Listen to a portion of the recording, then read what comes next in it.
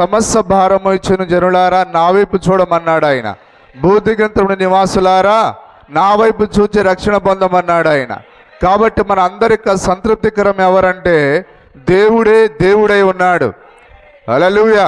మనమందరం ఆయన వైపు చూద్దాం. ఆయనే మనకు శాంతి అయి ఉన్నాడు, ఆయనే మనకు సమాధానమై ఉన్నాడు. హల్లెలూయా. మరి శాంతి ప్రపంచంలో ఏ మానసిక వైద్యశాలలో దొరకదు, లేకపోతే ఒక గొప్ప ప్రసంగుడి దగ్గర దొరకదు. కానీ శాంతినిచ్చేవాడు దేవుడొక్కడే. నేను నా యొద్ద ఉన్న శాంతినే మీకు ఇచ్చుచున్నాను, లోకం ఇచ్చినట్లుగా కాదు కానీ నా శాంతినే మీకు ఇస్తున్నాను అన్నాడు ఆయన. హల్లెలూయా. శాంతి అనగా ఏదో కాదు, అదే ఆయన ఇచ్చే పరిశుద్ధాత్మ. నిజమేనా? సమస్త భారం ఇచ్చిన జనులారా నా యొద్దకు రమ్మన్నాడు ఆయన. నిజమేనా? కాబట్టి మనం ఈ రాత్రి దేవుని సన్నిధికి వచ్చి ఉన్నాం. ఆయనే మనకు సమాధానమై ఉన్నాడు. ఆయన పేరు సమాధానకర్త. నీవు ఆయన ఆత్మను కలిగి ఉన్నప్పుడు నీ యొక్క ఆత్మలో ఉన్న ప్రతి సందేహానికి ఆయన సమాధానమై ఉన్నాడు. నీకు లోకంలో కలిగి ఉన్న ప్రతి ప్రశ్నలకు ఆయనే సమాధానమై ఉన్నాడు. హల్లెలూయా. ఈరోజు మనం అక్కడక్కడ వింటూ ఉంటాం, మా మనస్సులో మా హృదయాలలో శాంతి లేదు, సమాధానం లేదు. అంటే శాంతి నీకు ఎక్కడ దొరుకుతుంది? ఏ గ్రామంలో దొరుకుతుంది? ఏ దేశంలో దొరుకుతుంది? ఏ వైద్యశాలలో దొరుకుతుంది? ఏ మెడికల్ షాప్లో దొరుకుతుంది? అది కేవలం దేవుని యొద్ద మాత్రమే ఉన్నది. హల్లెలూయా. దేవుని నామానికి మహిమ కలుగును గాక. మరి శాంతి సమాధానం అంటే తల్లిదండ్రులు ఊరికే అన్నం వండి పెట్టి మరి 3 పూటలు పుష్టిగా పెడితే వాడికి అర్థం కాదు ఈ శాంతి అంటే ఏంటిది, సమాధానం అంటే ఏంటిది. రేపు పెళ్లి చేసుకున్న తర్వాత అప్పుడు అర్థమవుతుంది. ఓహో, పాస్టర్ గారు శాంతి అని చెప్పింది దీని కొరక, సమాధానం అని చెప్పింది దీని కొరక. హల్లెలూయా. దేవుని నామానికి మహిమ కలుగును గాక. కాబట్టి ఈరోజు లోకం ఎదుగుతూ ఉన్నది. అయ్యా ఇదిగో ఈరోజు మాకు పెద్ద బిల్డింగులు ఉన్నాయి, కార్లు ఉన్నాయి, మాకెందరో పనివారు ఉన్నారు, కానీ మాకెక్కడ శాంతి లేదు, సమాధానం లేదు. అయితే ఎక్కడ దొరుకుతుంది నీకు? ఏ మాటలు చెప్తే నీకు శాంతి వస్తుంది? ఏ మాటలు చెప్తే నీకు సమాధానం వస్తుంది? ఎందుకంటే యేసుక్రీస్తే నిజమైన సమాధానమై ఉన్నాడు, యేసుక్రీస్తే నిజమైన శాంతి అయి ఉన్నాడు. అది అనుభవించిన వారికే తప్ప మనుషులలో మరి ఎవరికి అది అర్థం కాదు. హల్లెలూయా. నీవు పంచదార ఎంత తీయగా ఉందో ఎలాగ దాన్ని వర్ణించలేవో, ఒక లడ్డు ఎంత తీయగా ఉందని దాని యొక్క తీయదనాన్ని వర్ణించలేవో, అలాగని శాంతి అనేది అనుభవించిన వానికి మాత్రమే అది అర్థమవుతుంది. కాబట్టి ఎంతమంది యేసుక్రీస్తుని అనుభవిస్తున్నారు? ఎంతమంది యేసుక్రీస్తుని అనుభవిస్తున్నారు? వారు మాత్రమే శాంతిని కలిగి ఉన్నట్టుగా, వారు మాత్రమే సమాధానాన్ని కలిగి ఉన్నట్టుగా. హల్లెలూయా. దేవుని నామానికి మహిమ కలుగును గాక. ఆయన నీలోనికి వచ్చుటయే గొప్ప శాంతి అయి ఉన్నది. ఆయన నీలో వచ్చుటయే సమాధానమై ఉన్నది. సమాధానకర్త మనలో ఉన్నాడా? ఆ శాంతినిచ్చేవాడు మనలో ఉన్నాడా? అయితే మన దగ్గర నుంచి కొందరికి సమాధానం దొరకగలదు, మన దగ్గర నుంచి కొందరికి శాంతి దొరకగలదు. హల్లెలూయా. దేవుని నామానికి మహిమ కలుగును గాక. దేవుడు తనలో ఉన్న శాంతిని ఆయన తన యొక్క కుమారులలో నింపాడు. ఆయన ఎందుకు? మరొకరికి ఆ శాంతిని పంచమని. హల్లెలూయా. తండ్రి వీరు నీ వారై ఉండిరి, ఇదిగో నీవు నాకు ఇచ్చినవన్నీ వీరికి ఇచ్చి ఉన్నాను. అయితే మీరు ఆయన వారైనా? నీకు ఇంకా శాంతి దొరకలేదంటే నువ్వు ఆయన వాడవా కాదనేది ప్రశ్న ఉన్నది. నీకు ఇంకా శాంతి దొరకలేదంటే నువ్వు ఆయన వాడవేనా, ఆయన దానమేనా? హల్లెలూయా. ప్రభువా ఇదిగో నీవు ఎన్నుకున్న వారికి ఇదిగో నీవు ఇచ్చినవన్నీ వారికి ఇచ్చాను. నా ప్రభువా నీవన్నీ నావి, నావన్నీ వారివి అన్నాడు ఆయన. హల్లెలూయా. మరి దేవుడు తన్ను తాను యేసుక్రీస్తులో కుమ్మరించుకున్నాడు. యేసుక్రీస్తు తనలో ఉన్నదంతా తన బిడ్డలలో కుమ్మరించాడు ఆయన. హల్లెలూయా. నిజమేనా? ఈ రాత్రి అదే దేవుడు మన మధ్యలో ఉన్నాడు, ఆ శాంతికర్త మన మధ్యలో ఉన్నాడు, ఆ సమాధానపు అధిపతి మన మధ్యలో ఉన్నాడు. దేవుని నామానికి మహిమ కలుగును గాక. ఈరోజు శాంతి దొరక్కనే ఈరోజు మానవుడు గందరగోళ పడుతూ ఉన్నాడు. దేవుడు లేక తన యొక్క శాంతి డబ్బులో ఉందనుకుంటున్నాడు, దేవుడు లేక తన సమాధానం డబ్బులో ఉందనుకుంటున్నాడు, త్రాగుడులో ఉందనుకుంటున్నాడు. త్రాగుడు అనేది ఎంతసేపు అది నీకు అది కేవలం తాత్కాలికమైనది. తాగినంతసేపే, ఆ తిమ్మిరి ఉన్నంతసేపే నీకు బాధలు సమస్యలు ఉండవు. దిగిపోయిన తర్వాత మరలా యథావిధి. హల్లెలూయా, నిజమేనా? మరి దేవుడే నిజమైన సమాధానమై ఉన్నాడు, కానీ నిజమైన దాహం దేవుడే ఉన్నాడు. ఆ దాహము తెలియక చాలామంది బురద నీళ్లు తాగుతున్నారు. హల్లెలూయా.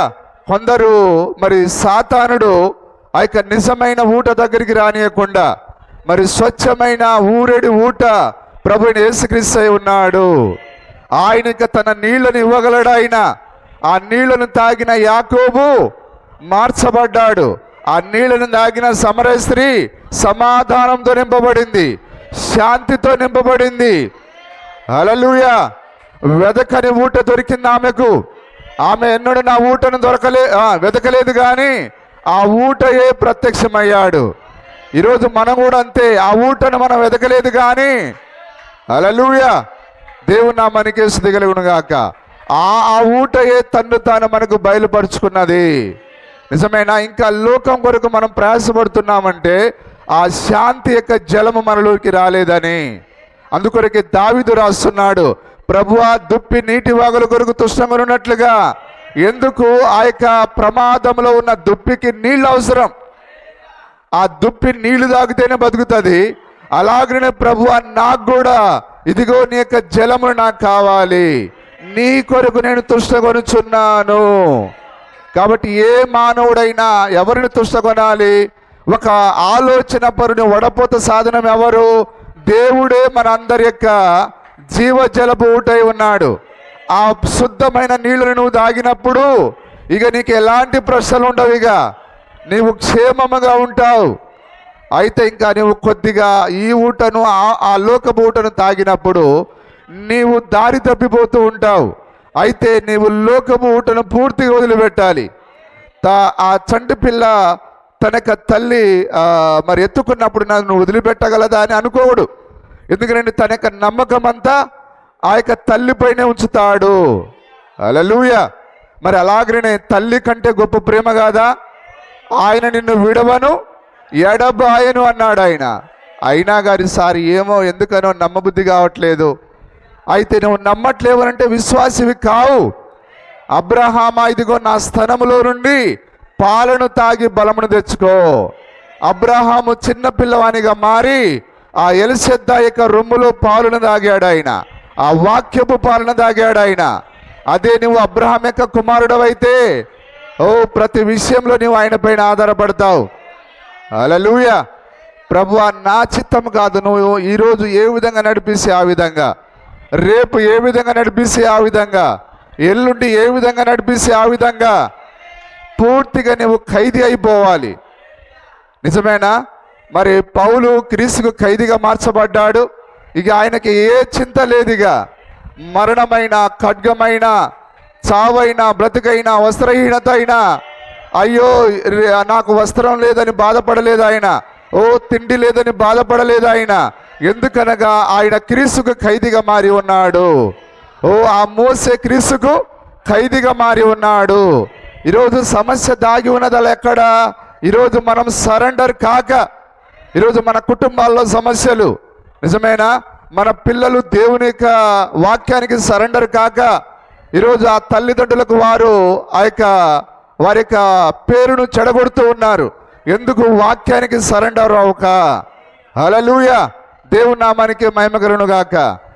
ఆ యొక్క ఎలీషా కాలంలో ఉన్న ఆ చిన్న బాలిక మరి వేరొక దేశంలో, ఏ దేశం అది? ఆ సిరియన్ల దేశంలో ఆమె బానిసగా అమ్మివేయబడింది. కానీ ఆ స్థలంలో ఆమె పాకి పని చేస్తూ ఆ ఇళ్లలో బొచ్చెలు రుద్దుతూ కూడా హల్లెలూయా ఆమె దేవుని కొరకు ఆశ కలిగి ఉన్నది, ఒక ప్రవక్త కొరకు జీవించి ఉన్నది. ఇదిగో మా దేశంలో ఒక నమ్మకమైన ప్రవక్త ఉన్నాడు, అతని దగ్గర సమస్త గాయాలకు స్వస్థత ఉన్నది, అన్నిటికీ సమాధానం ఉన్నది. ఈరోజు ఈ బిడ్డలకి ఏంటంటే తిన్న తిండి అరక్క, కొవ్వు ఎక్కువైపోయి ఫోన్లు చేతిలో దొరికి కొవ్వు ఎక్కువపోయి దేవునికి దూరంగా మారుతున్నారు. కానీ కృప నీకు ఈ వర్తమానము ఏం చేస్తున్నది? కుమారుడా, నీవు తప్పిదంలోకి వెళ్ళొద్దు, ఇదిగో నువ్వు నన్ను హత్తుకోవాలి. అందుకొరకే నీకు వర్తమానం ఇచ్చాడు ఆయన. కొవ్వును పెంచుకొని తల్లిదండ్రులపైన తిరుగుబాటు చేయమని కాదు, గర్వంగా ప్రవర్తించమని కాదు. హల్లెలూయా, దేవుని నామానికే స్తుతి కలుగును గాక. నిజంగా ఆ దీనత్వం అనేది నీకు లేనట్లయితే, ఒకవేళ ఈ రాత్రి నీకు ఎత్తబొట్ట జరిగితే, అప్పుడు హృదయంలో ఈ గర్వం కలిగిన ఈ బాలుడు ఈ బాలిక ఏమవుతారు? అక్షరాల విడవబడతారు. నిజమేనా? అందుకే ప్రవక్త అన్నాడు, నీ హృదయంలో గర్వమును ఎన్నడను దరి చేరనీయవద్దు. గర్వమును, తిరుగుబాటును, అసూయను, ఆ యొక్క కపటమును నీ హృదయంలో దరి చేరనీయకూడదు అన్నాడు ఆయన. మరి ఆ యొక్క సూర్యుడు అస్తమించేంత వరకే నువ్వు దాన్ని పెట్టుకోవాలి. దాని తర్వాత నీవు ప్రార్థన చేసేటప్పుడు, ప్రభువా వీరందరినీ నేను క్షమిస్తున్నాను అని చెప్పాలి. ఏ నాటికీడు ఆనాటికే చాలును. మన కోపం ఎప్పటి వరకు ఉండాలి? సూర్యుడు అస్తమించేంత వరకే ఉండాలి. ఆ తర్వాత మన పలకను మనం శుభ్రం చేసుకోవాలి. దేవునామానికి మహిమ కలుగును గాక. ఈరోజు నిజంగా మన జీవితంలోకి శాంతి వచ్చి ఉన్నదా? సమాధానం వచ్చి ఉన్నదా? వస్తే ఖచ్చితంగా మరి నీవు ధన్యుడవే. హల్లెలూయా.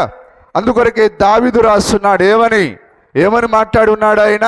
ప్రభువా, దుప్పి నీటి వాగల కొరకు తృష్ణగొనున్నట్లుగా నా ప్రాణము నీ కొరకు తృష్ణగొనుచున్నది. హల్లెలూయా.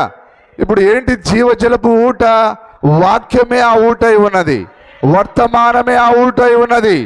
ఈ వర్తమానంలోని నీళ్ళని నువ్వు తాగినప్పుడు నీవు దినదినము వర్ధిల్లుతావు, దినదినము దీవించబడతావు, దినదినము ఆశీర్వదించబడతావు.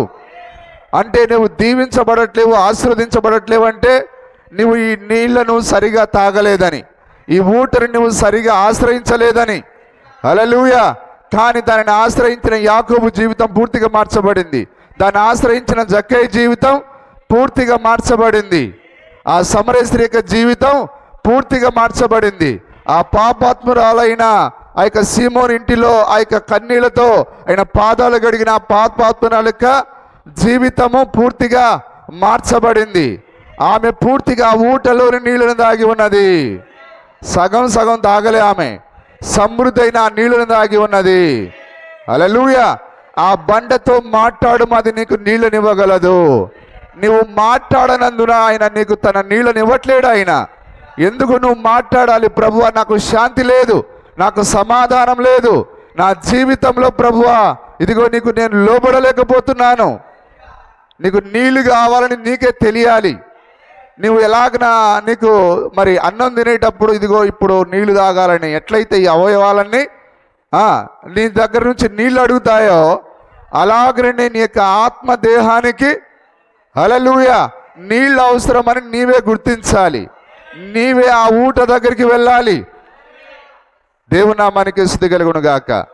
మరి రాత్రి మనం ఆ విధంగా ఆయన కొరకు దాహం కలిగి ఉన్నామా? అయితే దేవుడు అలాంటి హృదయాలను ఆయన దీవిస్తాడు ఆయన. సరే, మనము వాక్యాన్ని మెల్లగా వాక్యంలోకి వెళ్దాం.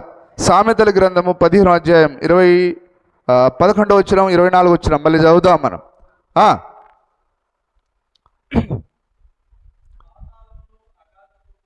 పాతాళమును అగాధ కూపమును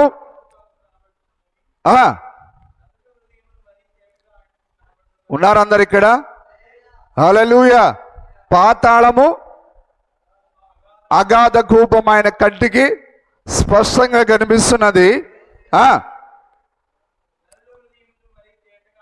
ఉన్నారు అందరు ఇక్కడ. ఇప్పుడు ఇక్కడ కూర్చున్న మన అందరి హృదయాలు దేవుడు ఆయన స్పష్టంగా చూస్తున్నాడట ఆయన. మరి మీరు నమ్ముతున్నారు దానిని? మరి బైబిల్ గ్రంథంలో రాయబడిన ప్రతి మాట అది నమ్మదగినది. ఈ రాత్రి దేవుడు ఇక్కడ కూర్చున్న మన అందరి హృదయాలను ఆయన ఎరిగి ఉన్నాడు. ఆయన నీవు ఏ తలంపుని కలిగి ఉన్నావు, ఏ హృదయాన్ని కలిగి ఉన్నావు, ఏ ఆలోచన కలిగి ఉన్నావు, మరి పాతాళమే ఆయన చూడగలుగుతున్నాడు అంటే నీ హృదయాన్ని మరి తేటగా చూస్తున్నాడు ఆయన. హల్లెలూయా. మరి నీ హృదయంలో ఉండే మూర్ఖత్వాన్ని చూస్తున్నాడు ఆయన. నీ హృదయంలో ఉండే ఆ యొక్క గౌరవాన్ని చూస్తున్నాడు ఆయన. దేవుని నామానికి స్తుతి కలుగును గాక. నీవు మంచి చేసినప్పుడు ఎట్లయితే దేవుడు చూస్తున్నాడని అనుకుంటున్నావో, నీవు చెడ్డ కార్యంలో ఉన్నప్పుడు కూడా ఆయన నిన్ను చూస్తున్నాడు ఆయన. ఆయన ప్రతి సమయంలో నిన్ను చూచే దేవుడై ఉన్నాడు. హల్లెలూయా. మనం జరిగించిన ప్రతి చెడ్డ కార్యాలకు మనం తీర్పు దినాన ఆయనకు సమాధానం చెప్పాలి. ఇప్పుడు దేవుడు చూస్తున్నాడన్న సంగతిని మీరు అందరూ నమ్ముతున్నారా? అది దేవుని యొక్క వాక్యమై ఉన్నది. 24 వచనం, 24. కిందనున్న పాతాళమును తప్పించుకునవలెనని. ఇప్పుడు మనం దేనిపైన కూర్చొని ఉన్నాం? పాతాళం పైన కూర్చొని ఉన్నాం. ఒక నిప్పుల కుంపటి పైన మనం కూర్చొని ఉన్నాం. ఒకరోజు ఇది నిప్పుల కుంపటిగా మారబోతున్నది. దీనిపైనే మనం కూర్చొని ఉన్నాం. హల్లెలూయా. ఏదో ఒకరోజు ఇది మరి బూడిదగా మారబోతున్నది, అగ్నిగుండంగా మారబోతున్నది. హల్లెలూయా. తప్పించుకొనవలెనని. ఎంతమంది బుద్ధిమంతులు ఉన్నారు ఇక్కడ? నిజంగా నువ్వు బుద్ధిమంతుడవైతే పరముకు వెళ్ళే మార్గాన్ని నువ్వు కనుగొంటావు. పరముకు వెళ్ళే మార్గం ఎక్కడున్నది చెప్పండి? ఏ మతంలో ఉన్నది? ఏ కులంలో ఉన్నది? ఏ వైద్యశాలలో దొరుకుతుంది? అది పరమునకు పోయే జీవ మార్గం. హల్లెలూయా. పరమునకు పోయే జీవ మార్గం ఏదో కాదండి, దేవుడు నీకు ఇచ్చిన వర్తమానము. ఈ వర్తమానంలోనే ఇది పరమునకు పోయే జీవ మార్గమై ఉన్నది. మీరందరూ నమ్ముతున్నారా? దేవుడు నీ దినమునకు ఆయన ప్రతి దినానికి ఏ నాటికి ఆనాటి ఆహారం ఇచ్చాడు ఆయన. నిన్నటి ఆహారం ఈరోజు ఇవ్వలేదు ఆయన. ఈరోజు ఆహారం రేపు ఇవ్వలేదు ఆయన. కాబట్టి ఆ యొక్క ఇజ్రాయేల్ యొక్క పాళెం చుట్టూ ఆ యొక్క ఏ నాటి ఆహారము ఆ రోజే కురిసేది. హల్లెలూయా. కాబట్టి నువ్వు నిన్నటి ఆహారాన్ని తిని పరమునకు వెళ్ళలేవు. అయితే దేవుడు నీకు తాజా మన్నానిచ్చాడు ఆయన. 7వ దినపు మన్నానిచ్చాడు ఆయన. అయితే ఈరోజు లోకంలో ఉండే క్రైస్తవులు ఆ యొక్క పురుగులు పట్టిన ఆ పాత ఆహారాన్ని తింటూ ఉన్నారు. కానీ దేవుడు ఆ పాత ఆహారాన్ని తినొద్దన్నాడు ఆయన. అయితే దేవుడు ఆ యొక్క తాజా మన్నాను కురిపిస్తున్నాడు ఆయన. అదే 7వ దినపు ఆహారము. అదే మరుగుపరచబడిన, ఆ మరుగు చేయబడిన, ఆ యొక్క దాచబడిన మన్నా, ఆ క్రీస్తులో దాచబడిన మన్నా. ఈ వర్తమానం ఎక్కడి నుంచో రాలేదండి. ఇది ఎక్కడి నుంచి వచ్చింది? క్రీస్తులో నుండి వచ్చింది. ఇది ఆ బలిష్ఠుడైన దూత తనలో దాచిపెట్టిన తాజా వర్తమానమును ఆయన తీసుకొని వచ్చాడు ఆయన. ఇది బలిష్ఠుడైన, ఆ యొక్క బలిష్ఠుడైన దూత మోసుకొని వచ్చిన తాజా వర్తమానం ఇది. హల్లెలూయా. ఈరోజు మానవులు, ప్రపంచంలో ఉండే క్రైస్తవులు, వారు జీవమునకు పోయే మార్గాన్ని వదిలేసి వారు తాము కల్పించుకున్న ఆ యొక్క ఆధారాలతో, సిద్ధాంతాలతో, ఆచారాలతో వారు ఆధారపడుతూ ఉన్నారు. కానీ దేవుడు ఆయన ఒక మార్గాన్ని ఇచ్చాడు, ఆయన వర్తమానమునిచ్చాడు ఆయన. అదే ఎగురుచున్న పక్షిరాజు వర్తమానం. దీన్ని లోకంలో ఉండే క్రైస్తవులు ఏమంటున్నారంటే గద్ద పుస్తకాలని అంటున్నారు. కానీ ఇది గద్ద కాదు, ఇది గద్ద అని పక్షిరాజులని లోకం అనదు. ఈరోజు సైన్స్ ఏమంటుందంటే ఈ పక్షిని పక్షిరాజు అని చెప్పడం దానికి రాదు. ఎందుకంటే దానికి బైబిల్ భాష తెలియదు కాబట్టి వారు పక్షిరాజు అని చెప్పలేరు. గద్దలలో ఇదొక గద్ద అంటున్నారే తప్ప. హల్లెలూయా. కానీ మరి పక్షిరాజుల్లో 40 రకాల పక్షిరాజులు ఉన్నాయి. నిజమేనా? దేవుని నామానికి స్తుతి కలుగును గాక. అందులో ఇది శ్రేష్టమైనది, ఉన్నతమైన శిఖరాలపైన ఎగిరేది ఈ పక్షిరాజు అయి ఉన్నది. దేవుని నామానికి స్తుతి కలుగును గాక.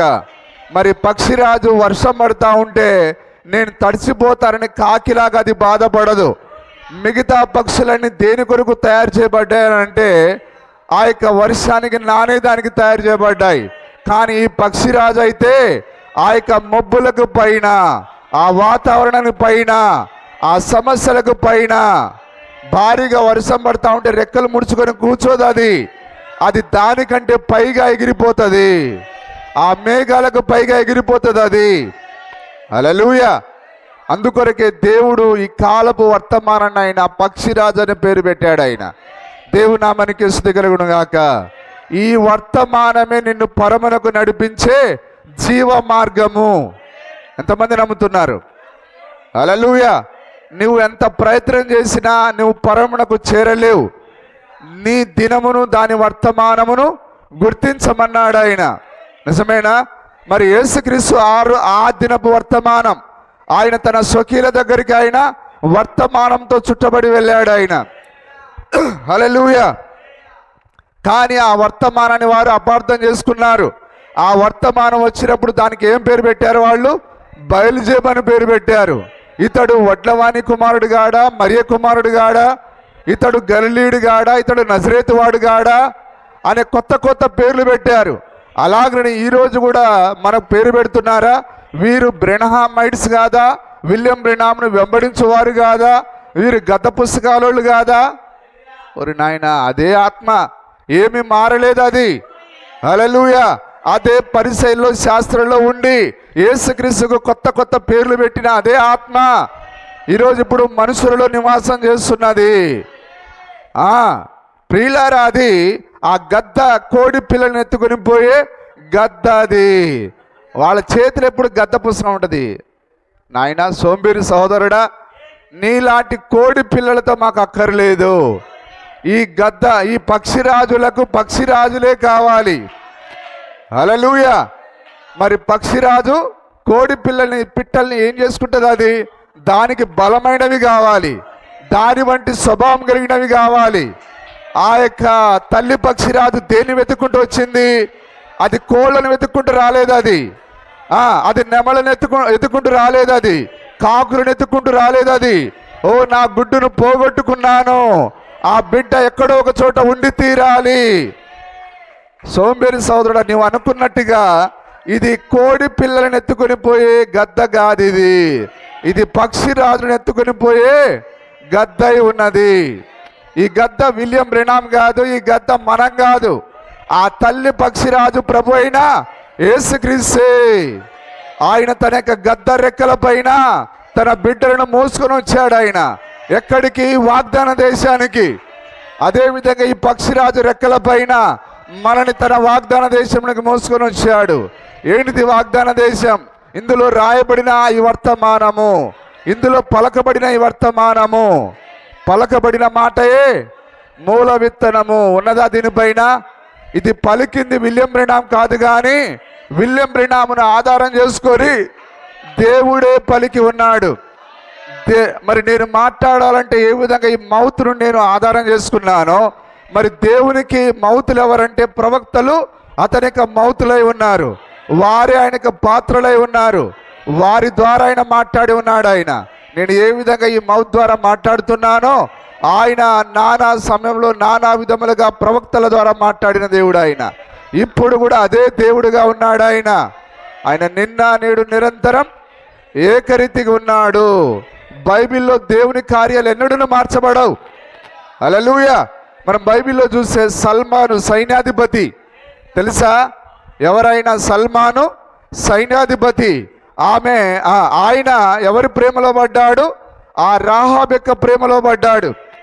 దేవుని నామానికి స్తుతి కలుగును గాక. అలాగనే ఆ గొప్ప మన యొక్క సల్మాన్ ఎవరంటే గొప్ప సైన్యాధిపతి, సైన్యములకు అధిపతి యెహోవా. ఆ రాహాబు వంటి అబ్రహాం యొక్క ప్రేమలో పడ్డాడు ఆయన. అబ్రహాము కూడా చెడిపోయినవాడు, విగ్రహారాధికుడు. మరి తండ్రి ఏది చేయుట కుమారుడు చూచునో దానినే గాని తనంతట తాను. మరి బాపు చెడిపోయిన స్త్రీని పెళ్లి చేసుకుంటే బేట బోయజు ఆయన కూడా తాకబడిన స్త్రీని వివాహం చేసుకున్నాడు. హల్లెలూయా.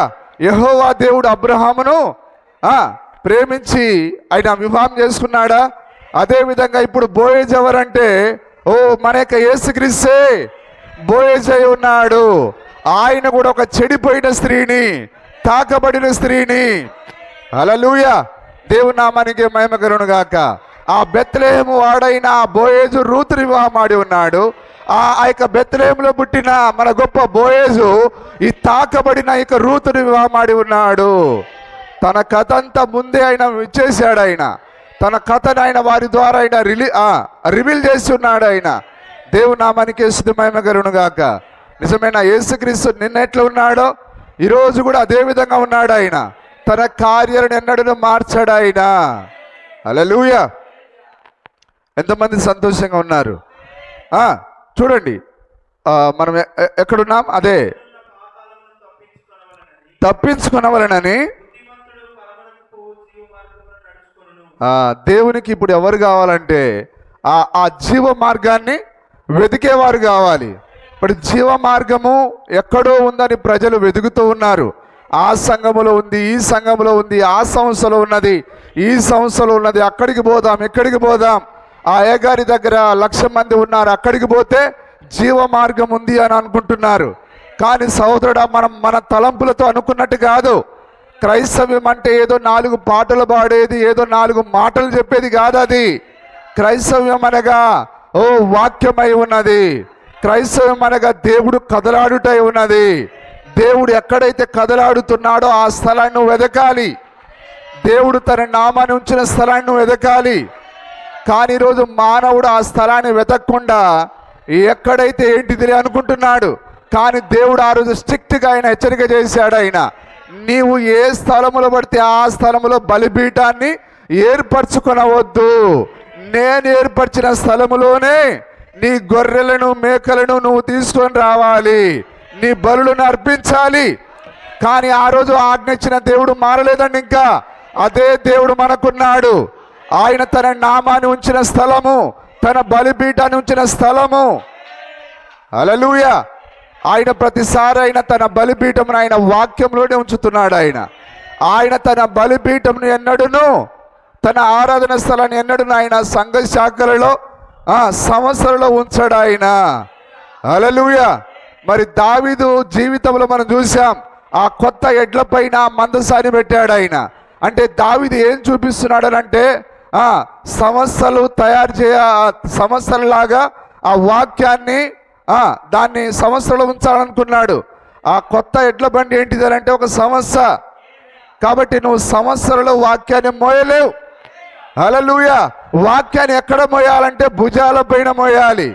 భుజం అనగా నీ హృదయము, భుజం అనగా నీ అంతరంగము. అది అంతరంగంలో మాత్రమే ఉండాలి.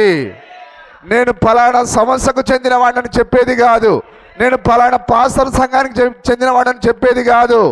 నేను తిరిగి జన్మించిన వాడను, నేను దేవుని కుమారుడను. ఇదిగో నా దేవుడు ప్రభు అయిన యేసుక్రీస్తు. సోదరుడా, నువ్వు సంఘ సభ్యుడిగా ఎంత కాలమున్నా నువ్వు నశించిన వాడివే. అయితే నువ్వు తిరిగి జన్మించకుండా పరలోకానికి వెళ్ళలేవు. ప్రవక్త ప్రతి వర్తమానంలో ఈ మాటను ఆయన నొక్కి చెప్పాడు. ఆయన నీవు తిరిగి జన్మించకుండా పరమునకు చేరలేవు.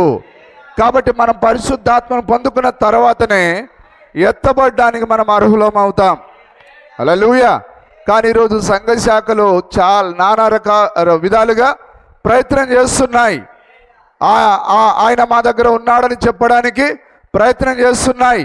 కానీ ఆయన ఏ సంస్థలో లేడు ఆయన. హల్లెలూయా. ఒకవేళ సంస్థలో ఉంటే ఆయన శరీరధారిగా ఉన్నప్పుడు ఆయన పరిసైడిగా గుర్తించబడలేదు, ఆయన సద్దుకైడిగా గుర్తించబడలేదు. ఆయన ఏ సంస్థతో ఆయన తన గుర్తింపును ఇచ్చుకోలేదు ఆయన. కానీ ఇదిగో ఆయన ఏం రాశాడు? మోసే ఇలాగూ చెప్పాడు, ఇదిగో ధర్మశాస్త్రంలో ఇలాగ ఉన్నది, కీర్తన గ్రంథంలో ఇలాగున్నది. హల్లెలూయా. ఓ సమూయేలు ఇలాగ రాశాడు. ఆయన తన్ను తాను వాక్యంతో గుర్తించుకున్నాడు. ఆయన ఆ దేవుడే ఈరోజు మారలేదు. ఆయన ఈరోజు ఏ సంస్థతో ఆయన గుర్తింపు పొందలేడు. ఆయన ఈరోజు ఎక్కడున్నాడు? ఆయన వాక్యంలో ఉన్నాడు. ఆయన ఈ దినపు వర్తమానంలో ఉన్నాడు. ఆయన కానీ ఈ పరమనకు పోయే జీవ మార్గాన్ని కనుగొనడంలో లోకము బొత్తిగా తప్పిపోయింది. హల్లెలూయా. దేవునామానికి మహిమ కలుగును గాక. మరి నిజంగా మనం ఇక్కడ వెదుకును అని అంటున్నాడు ఆయన, కానీ మనం వెతకలేదు. కానీ ఆయనే ఆ దారిని మన ముందు తెరిచాడు. మనం ఆయనను ప్రేమించలేదు, కానీ ఆయనే మొదట మనల్ని ప్రేమించాడు. మళ్ళీ చదవండి ఆ మాటను, 24 వచనం. కిందనున్న పాతాళమును తప్పించుకునవలనని. Glory to Lord. హల్లెలూయా. పరమునకు పోవు జీవ మార్గము. ఈరోజు మీరు చెప్పగలరా? అయ్యా, నేను పరమునకు పోవు జీవ మార్గాన్ని కలిగి ఉన్నానని ఒకవేళ ఎవరైనా క్రైస్తవుడు అన్నాడు అనుకోండి, ఏ విధంగా సార్ నువ్వు పరమునకు పోయే జీవ మార్గాన్ని కలిగి లేవని నేను రుజువు చేయగలను? మరి నిజంగా నీకు రుజువు ఉన్నదా? ఎందుకనంటే నువ్వు వర్తమానం ద్వారా ఏ క్రైస్తవుడు పరమునకు పోయే మార్గంలో ఉన్నాడు, ఏ క్రైస్తవుడు ఒక పరమునకు పోయే మార్గంలో లేడో నువ్వు ఖచ్చితంగా రూఢిగా చెప్పగలవు, ఒక నిశ్చయతో చెప్పగలవు. ఎందుకంటే దేవుడు ఈ దినపు వర్తమానం ఇచ్చాడు. ఆయన ఇదే పరమునకు పోయే జీవ మార్గమై ఉన్నది. కానీ ఈరోజు ప్రజలు సంఘ శాఖల్లో ఉండి మేము బుద్ధిమంతులం అని అనుకుంటున్నారు, మేము జీవ మార్గాన్ని కనుగొన్నాము అని అనుకుంటున్నారు. హల్లెలూయా. ఒకరి మార్గం అనేతోటి సరిగానే కనిపించును, తుదకది మరణమునకు దారి తీయును. ఈరోజు ఎవరికి వారు సర్ది పుచ్చుకుంటున్నారు, సర్ది చెప్పుకుంటున్నారు. ఏం కాదు, నువ్వు పోయేది సరైనదే. అయితే సహోదరుడా, నీ సొంత మార్గముల పైన నీవు ఆధారపడకూడదు. దేవుడు ఎక్కడైతే కదలాడుతున్నాడో ఆ మార్గాన్ని నువ్వు వెదకాలి. హల్లెలూయా. దేవుడు నామానికి స్తుతి మహిమ కలుగును గాక. మరి దేవుడు ఆ రోజు అన్నాడు, ఆయన నీవు ఈ దినమందైనను సమాధాన సంబంధమైన సంగతులు ఎరిగినా నీకెంతో మేలు, కానీ ఇప్పుడు అవి నీ కరులకు మరుగుగా ఉన్నవి. హల్లెలూయా. ఇప్పుడు ఆయన జీవ మార్గంతో వచ్చాడు ఆయన, కానీ వారు ఆ జీవ మార్గం వైపు లాగడానికి ప్రయత్నం చేశాడు ఆయన. కానీ ఆయన ఎంత ప్రయత్నం చేసినా వారు ఆ మార్గంలోనికి రావడానికి, ఆ వర్తమానంలోనికి రావడానికి అసలు ఏమాత్రం ఇష్టపడలేదు. నాతో ఏకీభవిస్తారా? సరే, ఒకసారి మనం చూద్దాం. ఆ యొక్క లూకా సువార్త 19వ అధ్యాయము 42వ వచనం ఒకసారి చూడండి. 19:42.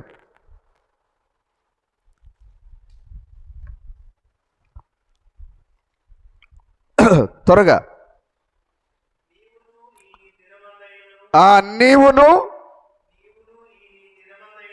నీవు అని అంటున్నాడు ఆయన. నీవు అనగా ఇజ్రాయెల్ ప్రజలందరినీ కలిపి వాళ్ళందరినీ ఒక్కడితో పోలుస్తున్నాడు ఆయన. నీవును అంటే ఇజ్రాయెల్ దేశమా, ఓ దేవుని జనాంగమా, ఈరోజు నీవును ఈ దినమందైనను తెలుసుకునేది. ఇప్పుడు ఎవరితో మాట్లాడుతున్నాడు ఆయన? ఆ యొక్క నీవు అని ఇజ్రాయేలుతో, తన సొంత ప్రజలతో మాట్లాడుతున్నాడు ఆయన. నీవును ఈ నీ దినమందైనను, ఈ నీ దినము అని అంటున్నాడు ఆయన.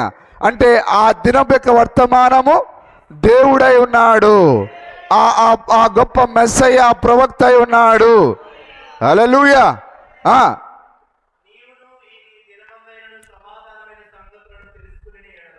తెలుసుకునేడలా ఇప్పుడు ఎవరు ఆ దినపు సమాధానము? యేసుక్రీస్తే, వారి మెస్సయ్యాయే. ఆ యొక్క ద్వితీయోపదేశ కాండంలో చెప్పబడిన 18వ అధ్యాయం 18వ వచనం, ఇదిగో దేవుడు నా వంటి ప్రవక్తను మీలో నుండి పుట్టించును, ఇదిగో మీరు ఆయన యొక్క ప్రతి మాటను నమ్మవలెను, ఆయన మాటను వినవలెను. ఎవరైతే ఆయన మాట వినడో వాడు ప్రజల్లో నుండి కొట్టివేయబడతాడు. హల్లెలూయా. ఇప్పుడు ఆయన నొక్కి మాట్లాడుతున్నాడు. ఆయన సమాధాన సంబంధమైన సంగతులు నువ్వు తెలుసుకునేడలా. హల్లెలూయా. కానీ ఆ మేలును వారు నిరాకరించారు. ఇంకా మేము దేవుని కలిగి ఉన్నాం, జీవ మార్గాన్ని కలిగి ఉన్నాం, ఆ గొప్ప యెహోవా దేవుడు మాతో ఉన్నాడు అని అనుకున్నారు వాళ్ళు. ఈరోజు ప్రజలు ఎట్లయితే అనుకుంటున్నారో దేవుడు మాకు తోడై ఉన్నాడు, ఈ వర్తమానాన్ని అంగీకరించకున్నా కానీ ఇంకా దేవుడు మాకు తోడై ఉన్నాడని. నిజమేనా? హల్లెలూయా. అర్థమవుతున్నదా మీ అందరికీ? ఆ రోజు యేసుక్రీస్తుని వారు చేర్చుకోకుండా అన్న కయప్ప వారు యేసుక్రీస్తుని ఎవరో అనుకున్నారు. ఈరోజు క్రైస్తవ లోకం విలియం బ్రెన్హామును ఎవడో అన్యుడిగా అనుకుంటున్నది. ఈ వర్తమానాన్ని ఇది అన్య వర్తమానం అనుకుంటున్నది. కానీ దేవుడు తన యొక్క ఈ క్రైస్తవ ప్రజలను ప్రేమించి వారి కొరకు పంపిన వర్తమానం ఇది. ఆయన లోకమును ఎంతో ప్రేమించెను, కాగా తన అద్వితీయ కుమారుని వారికి అనుగ్రహించాడు ఆయన. కానీ తన కుమారుని ఏం చేసింది? ఆ లోకం నిరాకరించి, తృణీకరించి ఆ గౌని వెలుపట ఆయనను నాశనం చేయడానికి ప్రయత్నం చేసింది. ఈరోజు కూడా అంతే. ఈ వర్తమానాన్ని ఏ విధంగా నాశనం చేయాలి? ఈరోజు చాలామంది యూట్యూబ్లో ఉండే హల్లెలూయా ఈ బోధకులు ఈ వర్తమానం పైన శాయశక్తుల పోరాటం చేస్తున్నారు. దీన్ని లేకుండా చేయాలని ప్రయత్నం చేస్తున్నారు. ప్రవక్త అన్నాడు, ఈరోజు ఈ సత్యమును లేకుండా చేయాలని తమ జీవితం అంతా ఖర్చు పెడుతున్న వారు తీర్పు దినమున వారు ఎక్కడ నిలబడతారు? హల్లెలూయా. నీతిమంతుడే రక్షింపబడుట దుర్లభమైతే భక్తిహీనులు పాపియు ఎక్కడ నిలుస్తారు? హల్లెలూయా. దేవుని నామానికి మహిమ కలుగును గాక. కొందరు నాస్తికులు దేవుడే లేడని నిరూపించడానికి ప్రయత్నం చేస్తున్నారు. కానీ అలాంటి వారి పరిస్థితి ఏంటిది? వారు ఎక్కడ నిలబడతారు చెప్పండి? అక్షరాల అగ్నిగుండమే వారి కొరకు కాచుకొని ఉన్నది. నిజమేనా? ఆ రోజు వారి యొక్క వర్తమానాన్ని, వారి యొక్క మెస్సయ్యను, వారి ప్రవక్తను వారు నిరాకరించి ఇంకా గొప్ప యెహోవా దేవుడు దయాళుడు కృపామయుడు మనతోనే ఉన్నాడు అనుకున్నారు. కానీ ఉన్నాడు ఆయన ఏడుస్తున్నాడు. ఆ యెహోవా దేవుడే ఆ యెరూషలేము కొండనెక్కి ఏడుస్తున్నాడు. ఆయన ఎందుకు యొక్క దావీదు యొక్క మరి కుమారుడు యేసుక్రీస్తు మరి ఈ యొక్క కుమారుడు ఏడుస్తున్నాడంటే ఇంతకు ముందే తండ్రి 800 సంవత్సరాల ముందే ఆ కొండను ఎక్కి ఆయన ఏడ్చాడు. ఆయన యెరూషలేము విషయమై ఏడ్చాడు ఆయన. హల్లెలూయా. అలాగే తండ్రి ఏ విధంగా ఏడ్చాడో కుమారుడు అదే విధంగా ఏడుస్తూ ఉన్నాడు. ఆ యెరూషలేము విషయమై వారి మీదకి వచ్చే శ్రమను చూసి ఆయన దేవుడే ఏడ్చుట. హల్లెలూయా. మరి ఈరోజు అదే దేవుడు ఏడుస్తున్నాడు. ఆయన బాధపడుతూ ఉన్నాడు. ఆయన ఈ వర్తమానం ద్వారా ప్రతి ఒక్కరు రక్షింపబడాలని, ఈ జీవ మార్గంలోనికి రావాలని, కానీ లోకం దీనిని నిరాకరిస్తూ ఉన్నది. దేవుని నామానికి స్తుతి మహిమ కలుగును గాక. దయచేసి మరి ఈ వర్తమానాన్ని చదవాలని మన యొక్క మరి బలమైన వాంఛే ఉన్నది. కానీ వారు ఒక్క వర్తమానం కూడా చదవకుండా ఎవరో గాలోల మాటలు విని విలియం బ్రెనామ్ అబద్ధికుడు అంటే అబద్ధికుడు. నిజమైన ఆ రోజు ఉన్న ప్రజలు మరి పెద్దలు అన్న కయప బయలుజేబు అంటే మిగతా వాళ్ళు కూడా బయలుజేబు అనే పేరు పెట్టారు. కనీసం ఇందులో ఏమున్నదో హల్లెలూయా. కాబట్టి ఏ కపటం లేని ఆ యొక్క నతనయేలు చూసారా, వారందరూ ఎన్ని కూసినా ఆయనని ఏది కదిలించలేదు. అది ఆయన మా మెస్సయ్యని నమ్మారు. వాళ్ళు చదువు రాని ఆ యొక్క వేలుముద్ర వేయలేని ఆ పామరులు ఈయనే మా మెస్సయ్యని వారు నమ్మగలిగారు. ఏది వారిని కదిలించలేదు. ఈరోజు మనల్ని కూడా ఎన్ని సంఘ శాఖలు ఎన్ని కోడై కూసినా మనని అవి కదిలించజాలవు. హల్లెలూయా. కాబట్టి దేవుడు ఆ రోజు ఇజ్రాయెల్కైనా సమాధాన సంబంధమైన సంగతులను పంపినట్లుగా అలాగనే ఈరోజు ఆయన పంపించున్నాడు. ఆయన ఈ చివరి కాలంలో ఆయనే సమాధానంగా చుట్టబడి ఆయన ఆ చుట్టబడిన కానుకగా ఆయన విలియం బ్రెనామ్ ద్వారా దేవుడే మనకు పంపించి ఉన్నాడు. ఆ బలిష్ఠుడైన దూత విలియం బ్రెనామ్ చేతిలో విప్పబడిన పుస్తకాన్ని పెట్టి ఇదిగో ఇది ప్రజలందరికీ తినిపించమన్నాడు ఆయన.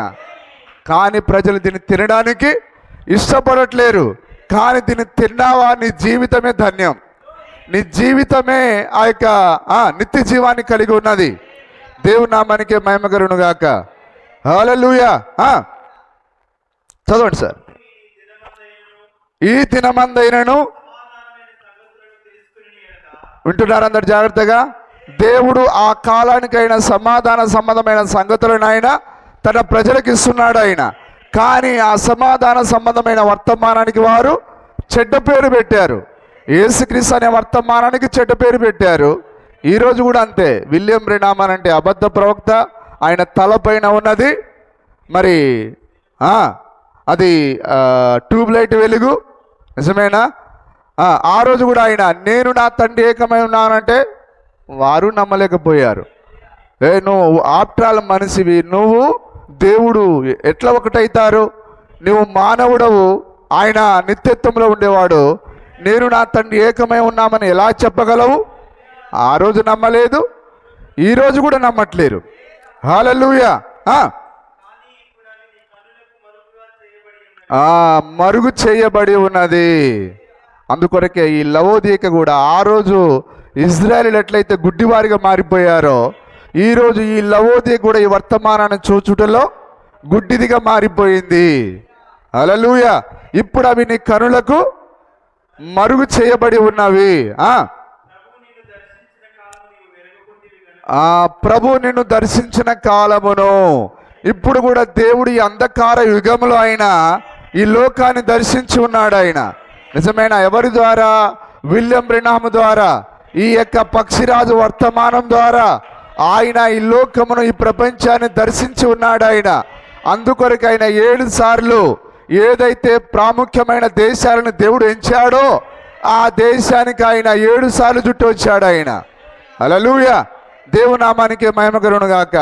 ఒకవేళ దాదాపు ఆ గ్రామంలో ఉండే 70% మంది ప్రజలు వచ్చినా అసలు ఏం పెళ్లి రాది, ఊరు మొత్తం కదిలొచ్చింది. అంటే దాని అర్థం ఊరంతా వచ్చారనా? అంటే ప్రవక్త నేను 7 సార్లు ప్రపంచాన్ని చుట్టూ వచ్చానంటే కొందరు ఈ యొక్క నిజంగా వీళ్ళని ఏమంటా హౌలేగాళ్ళు అనాలి, లేకపోతే పెద్ద చవటలు, దద్దమ్మలు, ఎదవలని పేరు పెట్టాలి. ఆయన కొన్ని దేశాలు మాత్రమే తిరిగి ఆయన నేను ప్రపంచంలోని అన్ని దేశాలను చుట్టి వచ్చానని అంటున్నాడు. ఆయన నీకేం తెలుసురా? అన్ని ప్రపంచ దేశాలంటే అందులో ప్రాముఖ్యమైనది ఏదో దేవుడు చెప్పాడు. హల్లెలూయా. మరి యోహాను దగ్గర ఒక చోట ఏమని రాయబడి ఉంటుంది? ఇజ్రాయెల్ ప్రజలందరూ ఆయన దగ్గరకు బాప్తిసం పొందడానికి వచ్చారు అని రాయబడి ఉన్నది. మరొక చోట ఏమని రాయబడి ఉన్నది? శాస్త్రులు, పరిసయ్యులు తమ పట్ల దేవుని యొక్క సంకల్పాన్ని నిరాకరించారు. ఇక్కడేమో అందరిని చెప్పి అక్కడేమో కొందరు నిరాకరించారని అంటే దేవుని యొక్క వాక్యం 2 విధాలుగా మాట్లాడుతున్నదా? వాక్యం ఎరగని మూర్ఖులు అదే విధంగా మాట్లాడుతూ ఉంటారు. దేవునామానికి స్తుతి కలుగును గాక. హల్లెలూయా. చదవండి. ఎరగకుంటివి గనక. మరి నిజంగా మీరు సంతోషపడుతున్నారా? ప్రభువా, ఇట్లాంటి అంధకార యుగములో నిజంగా ఈ దినపు వర్తమానాన్ని ఇదిగో నా కనులు చూస్తున్నాయి, ఇదిగో నా చెవులు వింటున్నాయి. హల్లెలూయా. మరి చాలామంది దీన్ని చూడలేకపోతున్నారు. కానీ ఏ కనులైతే చూస్తున్నాయో అవి ధన్యములు, ఏ చెవులైతే వింటున్నాయో అవి ధన్యములై ఉన్నవి. నిజమేనా? ప్రభువా, ఎందరో మాకంటే గొప్పవారు, చదువుకున్నవారు, ఎందరో బైబిల్ని అనర్గళంగా ఒప్పజెప్పేవారు ఉంటున్న ఈ కాలములో ఇదిగో నిన్ను నీవు నాకు కనబరుచుకున్నావు, ఇదిగో ఈ దినపు సమాధానం నాకు ఇచ్చావు. ప్రభువా, నీకు స్తోత్రమని మనం చెప్పబద్దులమై ఉన్నాం. దేవునికి మనం ఎంతో రుణపడి ఉన్నాం. హల్లెలూయా. చదవండి.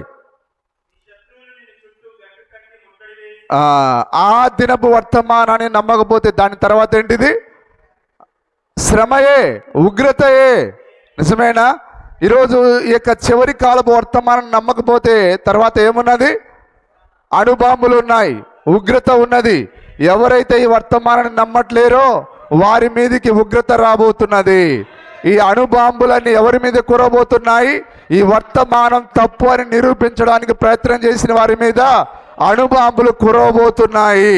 ఈ వర్తమానానికి విరోధంగా పోరాటం చేస్తున్న వారి మీదకి అణుబాంబులు కురవబోతున్నాయి. హల్లెలూయా. దేవుని నామానికి మహిమ కలుగును గాక. మీరు నమ్ముతున్నారా? ఎవరైతే దేవుని యొక్క వాక్యము అబద్ధము, అసత్యమని నిరూపించడానికి ఈ క్రైస్తవులు ప్రయత్నం చేస్తున్నారో ఒకరోజు వారు అగ్నికి ఆహుతి కాబోతున్నారు. హల్లెలూయా. మరి తల్లిదండ్రులకు కొద్దిగా బుద్ధి ఉండాలా? బుద్ధి ఉండాలా లేదా? ప్రభువా, నా కుమారుడు చర్చిలో కూర్చోలేకపోతున్నాడు, వాడి కాళ్ళు ఆగట్లేదు, వాడిలో దయ్యాలున్నాయి, ప్రభువా నా బిడ్డను మార్చు ప్రభువా అని భారంగా ప్రార్థన చేస్తే బిడ్డలు తిన్నగా కూర్చొని వాక్యాన్ని వింటారు. హల్లెలూయా. మరి సాతానుడు, నువ్వు ఊరుకున్న సాతానుడు ఊరుకోడు. నీ కుమారుడిని లొంగ తీసుకొని వాడిని ఎటో తిప్పుతూ ఉంటాడు. దేవుని నామానికి మహిమ కలుగును గాక. ఒకవేళ దేవుడు లేడంటే అక్కడ ఎవరుంటారు? దయ్యం ఉంటుంది. ఒక ఇంటిలో దేవుడైనా ఉండాలి, దయ్యమైనా ఉండాలి. మరి దేవుడు ఆ యొక్క ఇంటిలో ఉన్న దయ్యాలను ఎల్లగొట్టిన తర్వాత మళ్ళీ ఆ దయ్యాలు ఏమనుకున్నాయి? అసలు ఆ ఇంటిలో ఆయన ఉన్నాడా, మమ్మల్ని ఎల్లగొట్టినోడు లేడా అని మళ్ళీ చెక్ చేసుకోవడానికి వచ్చినాయట. అవి బైబిల్లో లేదా? హల్లెలూయా. అవి వెళ్ళిపోయిన దయ్యాలు మళ్ళీ వచ్చినాయా? ఇక ఆ కొంప ఇక మళ్ళీ బాగుపడడం అసాధ్యమని అన్నాడు ఆయన. హల్లెలూయా. కాబట్టి సహోదరులారా, నీ కుమారుడు నీకు 10,000 ప్రపంచాల కంటే విలువైన వాడు. అతని కొరకు నువ్వు కన్నీరు గార్చి ఏడ్చి ఉపవాసం ఉండి, అసలు పిల్లల కొరకు ఉపవాసం ఉండి ప్రార్థన చేసే బాధ్యత ఎవరికి లేకుండా పోయింది. నిజంగా ఆ విధంగా మనం చేసినప్పుడు ఆ కుటుంబం ఎంతగానో దీవించబడుతుంది. బిడ్డల పట్ల ఈరోజు డబ్బుల దగ్గర కాదు ఆసక్తి కావాల్సింది, ఏదో లోకంలో ఉండే ప్లాట్లను కాపాడుకునే దానికి కాదు. ఈరోజు బిడ్డల చుట్టూ మనం కంచెన వేయాలి, మన కుటుంబం చుట్టూ మనం కంచెన వేయాలి. ఆ కంచె ఏ విధంగా వస్తుంది? ప్రార్థన చేయడం ద్వారా, నువ్వు ఆసక్తిని కలిగి ఉండడం ద్వారా. అదే యోబు వేసుకున్న కంచె. హల్లెలూయా, దేవుని నామానికి మహిమ కలుగును గాక. నిజమేనా? ముట్టడి చేసి అన్ని పక్కన నిన్ను అరికట్టి, ఎందుకు దేవుడు యొక్క శాపాన్ని వారి మీదకి రాణిస్తున్నాడు? ఆయన ఆ దినపు వర్తమానాన్ని ఆ కాలపు యూదులు ఇజ్రాయేలీలు నిరాకరించినందున. హల్లెలూయా. మరి ఒక ఆయన ఓటింగ్ అడిగాడు, ఎంత బుద్ధి లేనోడనంటే, మరి ఇజ్రాయేలీలకు మనం ఒక్క మాట కూడా విరోధంగా మాట్లాడకూడదు. ఇజ్రాయెల్ అంటే ఎవరండి? ఇజ్రాయెల్ దేశంలో ఉండే ప్రజలు. ఆ దేశానికి నీవు దాని క్షేమం కొరకు ప్రార్థన చేయాలి తప్ప వారు చేసేది న్యాయం ధర్మం. ఏం పుణ్యాత్ముడుగా దొంగ. హల్లెలూయా, నిజమేనా? దేవుడు మరి ఒక విత్తనం రావాలంటే దానికి ఏం కావాలి? దానికి కాండం కావాలి, దానికి పొట్టు కావాలి, దానికి ఆకులు కావాలి. దాంట్లో ఆయన తన విత్తనాన్ని దాచిపెట్టాడు ఆయన. ఇప్పుడు ఇజ్రాయెల్ దేశంలో ఉండే ఆ యొక్క కాండము ఆకులు ఎందుకు? వాటన్నిటిని కలిపే ఆయన తన వృక్షంగా చూస్తున్నాడు. ఆయన ఈ కాండము లేకుండా ఆకులు లేకుండా విత్తనం ఎట్లా దాచిపెట్టబడుతుంది? ఆ 144 మంది కొరకు దేవుడు ఆ దేశాన్ని ఆయన భద్రపరుస్తూ ఉన్నాడు ఆయన. హల్లెలూయా. కానీ చాలామంది ఇజ్రాయెల్ దేశం చేసేది అది రైటే అని కొందరు ఓటింగ్ వేశారట. ఇప్పుడు వాళ్ళని ఏమంటున్నాడు ఆయన? వీళ్ళు వాక్యం ఎరగని వారు అంటున్నాడు. ముందు నువ్వు రా గుడ్డోడివి, వాక్యం ఎరగని వాడవు నీవు. హల్లెలూయా, దేవుని నామానికి స్తుతి కలుగును గాక. నిజమేనా? హల్లెలూయా. చదవండి. ఎంతమంది అర్థం చేసుకుంటున్నారు?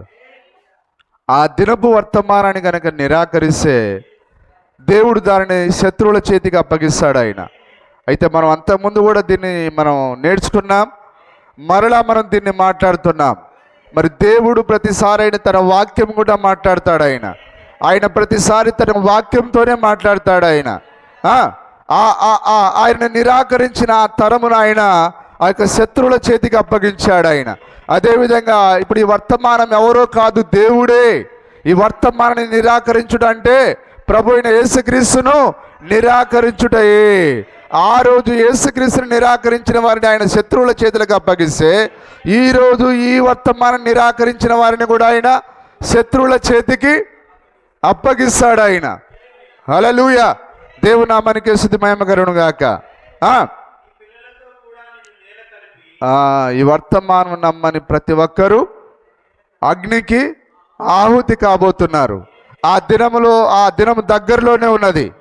ఈరోజు మనము ఈ అడుంబాంబుల పైన కూర్చొని ఉన్నాం, ఈ బూడిద కుంపటి పైన మనం కూర్చొని ఉన్నాం, అగ్నిగుండం పైన మనం కూర్చొని ఉన్నాం. ఒకరోజు ఇది పేలబోతున్నది, ఆకాశము తగలబడబోతున్నది, ఆకాశం మరియు భూమి రవులు కొనబోతున్నది. ఇది బాంబుల చేత శుద్ధి కాబడబోతున్నది. అయితే నువ్వు అందులో మాడి మసి కాకుండా ఉండాలంటే ఈ వర్తమానంతో నువ్వు నడవాలి. ఆనోకు దేవునికి ఇష్టడై ఉన్నాడు కాబట్టి అతడు ఎత్తబడ్డాడు. నువ్వు ఎత్తబడాలంటే ముందుగా దేవునికి ఇష్టడుగా ఉండాలి. ఇష్టడుగా ఉండే కాలం ఇదే. హల్లెలూయా. నీవు ఏ గడియను కూడా జార విడుచుకోవద్దు, ఏ సమయాన్ని కూడా నువ్వు వ్యర్థపరచుకోవద్దు. ఆ యొక్క సీమోను యొక్క సేవకుడు, ఆ దాసుడు యేసుక్రీస్తును జార విడుచుకున్నాడు. అతడు ఇదిగో ఉత్తరాన్ని పట్టుకొని పోయాడు. కానీ ఉత్తరం చేతిలో పెట్టి నా పని అయిపోయింది అనుకొని ఆయన ఎరికి తిరిగి వచ్చాడు. కానీ ఆయన కాళ్ళ మీద పడవలసిన సమయం అదే. ప్రభువా, నువ్వు నాకు దొరికావు, ఒకవేళ నా యొక్క యజమానుడు గనక నన్ను ఇక్కడికి పంపకపోతే నేను నిన్ను కలుసుకొనకపోదును. ఇదిగో నిన్ను కలిసినందుకు వందనములు ప్రభువా, ఇదిగో నేను పాపిని, నన్ను క్షమించు ప్రభువా అని ఆ పాపాత్ముని స్త్రీ ఏ విధంగా అయితే ఆయన పాదాల మీద పడి కన్నీరు కార్చిందో, అలాగనే ఈ సీమోన్ యొక్క దాసుడు ఆయన పాదాల మీద పడి ఏడ్చి తన పాప క్షమాపణ అడగాల్సింది. కానీ ఆ ఇవ్వబడిన ఒకే ఒక అవకాశాన్ని జారవిడుచుకున్నాడు ఆయన. ఈరోజు కూడా సహోదరుడా, ఆ సీమోన్ యొక్క దాసుడుగా ఎవరుండొద్దు. దేవుడిచ్చిన అవకాశాన్ని మనము సద్వినియోగం చేసుకుందాం. దానిని ప్రభువా నువ్వు నాకు ఇచ్చిన ఈ అవకాశాన్ని బట్టి వందనములని చెబుదాం. ప్రైజ్ ది లార్డ్, హల్లెలూయా. చదవండి. నేల కలిపి చెప్పాను. అందరు అర్థం చేసుకుంటున్నారా? ఇప్పుడు మీరు చూస్తున్నారా, ఈ పట్టణంలో పెద్ద పెద్ద కట్టడాలు ఉన్నాయి, అమెరికాలో పెద్ద పెద్ద కట్టడాలు ఉన్నాయి. ఇవన్నీ ఒకరోజు కనుమరుగు కాబోతున్నాయి, ఒకరోజు నేలమట్టం కాబోతున్నాయి.